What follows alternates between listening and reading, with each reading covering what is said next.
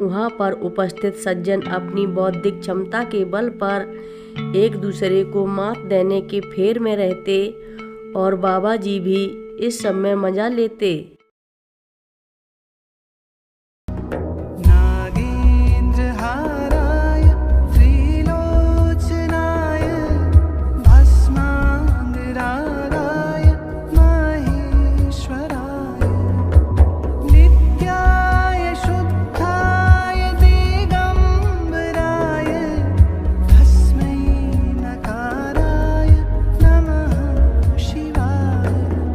रक्षा सूत्र चैनल पर सभी भक्तों का स्वागत है। हम सभी भक्तों को महाराज जी की अद्भुत पावन कथाएं सुनाने जा रहे हैं। कृपया सभी भक्त ध्यान से सुनें। श्री मुखर्जी अर्थात दादा के घर पर हुए इस दर्शन के बाद से मैं धीरे धीरे उस परिवार का एक अभिन्न अंग बन गया। मैं हर प्रकार के कठिन और दौड़ धूप के काम करने लगा, जैसे कि बाजार से प्रसाद का सामान लाना, लोगों को बाबा जी के आगमन की सूचना देना, यदि बाबा जी की इच्छा है तो उनको बुलाना, या और भी शहर के आसपास के छोटे मोटे काम करना। महाराज जी ने एक दिन मजाक में मुझे हनुमान का खिताब दे दिया और वो जैसे कि मेरा नाम ही हो गया। दादा के घर के सभी सदस्य, यहाँ तक कि बाबा जी स्वयं मुझे उस नाम से पुकारने लगे। लोगों ने अब मुझे हर तरह के काम देने शुरू कर दिए और ये भी हो गया कि हनुमान कर देगा, और ऐसा हुआ भी था। इस बात के 3 या 4 साल बाद बाबा जी ने मुझे किसी काम को करने के लिए कहा और मैं उसे करना भूल गया। बस मुझे हनुमान के पद से नीचे उतार दिया गया और बाबा जी ने मुझे चुंडपाई के विशेषण से संबोधित किया।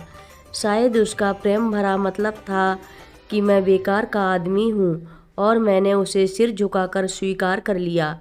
ये भी ऐसे वैसे नहीं, वरन सबके सामने मेरा पहला खिताब हटाया गया और नया विशेषण मुझे दिया गया। सब लोगों ने नए विशेषण चुंडपाई नाम का हंस हंस कर मजा लिया। उनके चारों ओर एक अलौकिक हंसी मजाक की छटा रहती थी। जब आप उनके साथ होते तो कभी भी कोई क्षण नीरस नहीं रहता था। वे यदि आम रोज़मर्रा की हल्की बातें भी करते तो सबका मन खुशी से भर जाता था। सुबह सुबह करीब 4 बजे महाराज जी के जागने से दादा के यहाँ का सामान्य दिन शुरू होता था। महाराज जी उठते और सीधे आकर ड्राइंग रूम के बड़े लकड़ी के तख्त पर, जिस पर कि एक मोटी सूत का बिछावन रहता था, बैठ जाते और उनके पांव फर्श से लटके हुए रहते थे। मैं ज़्यादातर छोटे से गलियारे के फर्श पर सोता था। उनका वहाँ बैठना इस प्रकार का प्रभाव पैदा करता था कि मैं एकदम उठ जाता और आज्ञाकारी बच्चे की तरह उनके पास जाकर फर्श पर बैठ जाता। कभी कभी वे मुझे अपने चरणों की मालिश भी करने देते। धीरे धीरे अपने हल्के हल्के हाथों से उनकी एड़ी से घुटनों तक के हिस्से को ऊपर से नीचे तक मलता और साथ ही साथ दबाता भी, और ऐसा करते वक्त मुझे इतना अच्छा लगता था कि मेरी ज़िंदगी का पूरा सुख बाबा जी के चरणों में है। वे मृदुता से और मंद स्वर से मुझे बतियाते और तरह तरह की बातें पूछते। अब वो बातें या सवाल किसी भी चीज़ के बारे में हो सकते थे या किसी व्यक्ति या वस्तु के बारे में उनकी अपनी टिप्पणी होती। यदि वे आपसे हाँ या ना का जवाब मांगते तो वो आपको इस तरह कोंचते कि आपको जवाब देना पड़ता। थोड़ी देर में ही दादा, उनकी पत्नी, उनकी माँ और मौसी, माँ अर्थात मौसी भी आकर चुपचाप बैठ जाते। उस शांत, अंतरंग और बहुत ही समक्ष और प्रभावकारी संगत में सम्मिलित होने के लिए उन सबके हृदय महाराज जी की बातों से बरसती कृपा से भर जाते। यहाँ उन्होंने क्या बात की और या किससे क्या कहा, इसकी कोई अहमियत नहीं है। यहाँ पर प्रश्न है उस आत्मिक तरंग का जिससे आपके हृदय और आत्मा में भी झनकार पैदा होती थी। आपके हृदय के भावनात्मक उद्वेलन को एकाएक सुबह के 6 बजे बंद कर दिया जाता था। तब बाबा जी वृद्धा माताओं के द्वारा बड़े प्यार से बनाई गई तुलसी या अदरक की चाय का एक गिलास पीकर शौच के लिए उठ जाते थे। उसके बाद तो फिर सब काम दादाजी के जिम्मे होता। वे अपने कंधे पर तौलिया डाले बाबा जी के शौचालय से बाहर निकलने का इंतज़ार करते।